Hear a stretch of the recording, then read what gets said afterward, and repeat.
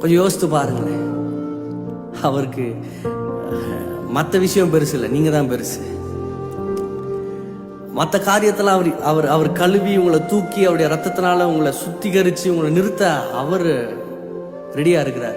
ஆனால் நம்மளோட குவாலிட்டிஸை வச்சு நம்ம இது பண்ணுறோம், அதை பண்ணுறோம், இப்படி பண்ணுறோம், அப்படி பண்ணுறோம், ஐயோ நான் பாவி, நான் இது பண்ணல, அதை பண்ணல, அதையே யோசித்து குழப்பிக்கிட்டு இருப்போம்ல. அங்கே யோசித்து பாருங்க, அவருக்கு யார் யார் என்னென்ன பண்ண போகிறாங்கன்னு தெரியும்.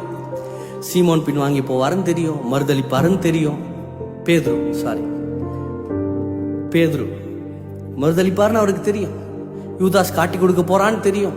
என்னை பிடிச்ச அடுத்த நிமிஷம் என்னை சுத்தி இருக்கிற எல்லா சீஷர்களும் சதறி ஓட போறாங்கன்னு தெரியும். ஆனா அந்த நேரத்திலும்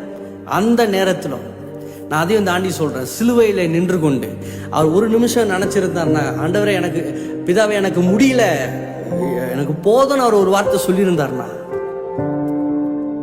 அந்த இடத்துலயும் அவர் நினைவுக்கு வந்த ஒரே ஒரு விஷயம் நீங்களும் நானும் மட்டும்தான்.